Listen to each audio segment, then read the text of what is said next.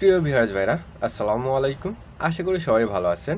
আজকের বিষয়টা অবশ্যই থাম্বনেলটা দেখে আসছেন বা এখনো দেখতে পারছেন।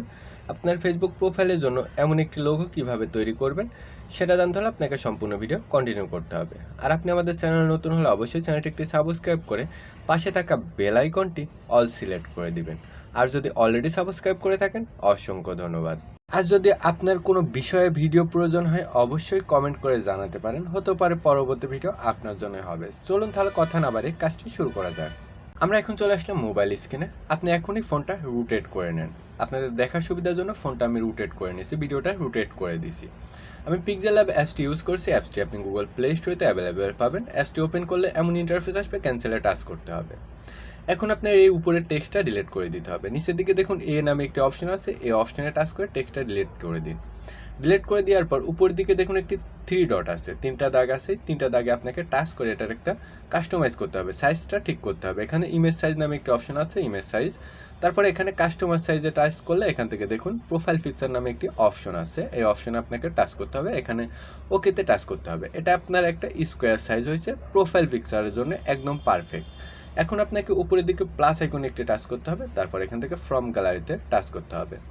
ফ্রম গ্যালারিতে টাচ করার পর আপনাকে লোগো ফ্রেমটা ডাউনলোড করে নিতে হবে। ফ্রেমটা কোথায় পাবেন আমি ভিডিওর শেষের দিকে বলে দিব, সম্পূর্ণ ভিডিও কন্টিনিউ করুন। ফ্রেমটার উপর এখানে টাচ করলেই আপনার ফ্রেমটা সিলেক্ট হয়ে যাবে। দেন এখান থেকে নিচের দিকে আপনি টিক মার্কে একটি টাচ করে দিন। টাচ করলে দেখুন এটা হয়ে গেছে। এটা আপনাকে এখন টেনে ফুল স্ক্রিন করে নিতে হবে। আপনার ফুল ডিসপ্লেতে এটা করে নেবেন এইভাবে। আর এটা কিন্তু আপনি ডাউনলোড করবেন কীভাবে ভিডিওর শেষের দিকে আমি দেখিয়ে দিব। এটা আমি রিলেটিভ পজিশন করে নিলাম। পজিশন করার পর উপরের দিকে প্লাস আইকনে টাচ করে একটি ব্যাকগ্রাউন্ড আমরা আগেই নিয়ে নিব। প্লাস আইকনে টাচ করুন, এখান থেকে শেপের উপর টাচ করুন। শেপের উপর টাচ করে এটা বড় করে নেবেন।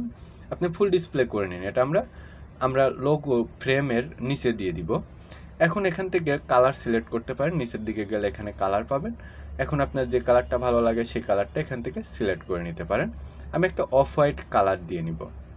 আপনার পছন্দ মতো আপনি একটি কালার দিয়ে নেবেন। আমি এই কালারটা সিলেক্ট করে নেব। অফ হোয়াইট কালারটা হয়তো সুন্দর লাগবে। টিক মার্কে একটি টাচ করলাম। এখন আপনাকে উপরের দিকে 3 ডটের নিচে এই অপশানে টাচ করতে হবে। উপরের লেয়ারটা লং প্রেস করে নিচে টেনে নিয়ে আসতে হবে, তাহলে আপনার লোগো ফ্রেমটা উপরে চলে আসবে। বাট এখন এর মাঝখানে একটি ছবি বসাতে হবে, মানে আপনার ফটোটা বসাতে হবে। এই জন্য আপনাকে উপরের দিকে আবারও প্লাস আইকনে টাচ করতে হবে।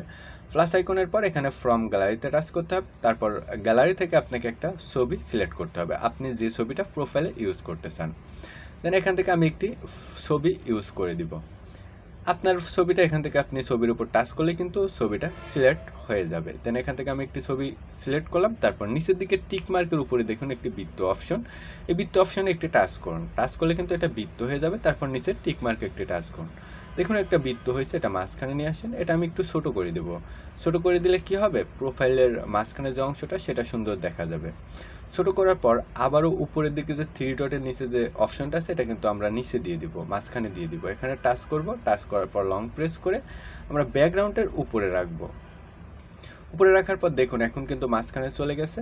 আমাদের কিন্তু লোগো ফ্রেমটা অলরেডি তৈরি করা শেষ। এখন এটা সেভ করতে হবে। আপনি এটা সেভ করে এখন আপনার ফেসবুক প্রোফাইলে ইউজ করতে পারবেন।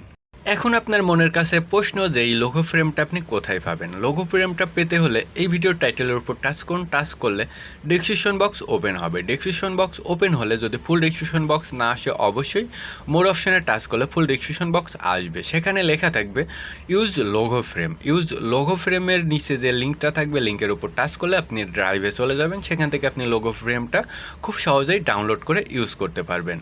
এখন লোগোটা সেভ করতে হবে। সেভ করার জন্য উপরের দিকে প্লাস আইকনের পাশে যে অপশনটা আছে এই অপশনে আপনাকে একটি টাচ করতে হবে। এরপর সেভ অ্যাজ ইমেজে টাচ করতে হবে। তারপর এখানে এই সেভ টু গ্যালারিতে টাচ করলে আপনার ইমেজটা গ্যালারিতে সেভ হয়ে যাবে। আশা করি সম্পূর্ণ বিষয়টা বুঝতে পারছেন। ভিডিওটা কেমন লাগলো অবশ্যই কমেন্ট করে জানাতে ভুলবেন না। সবাই ভালো থাকবেন, সুস্থ থাকবেন। আল্লাহ হাফেজ।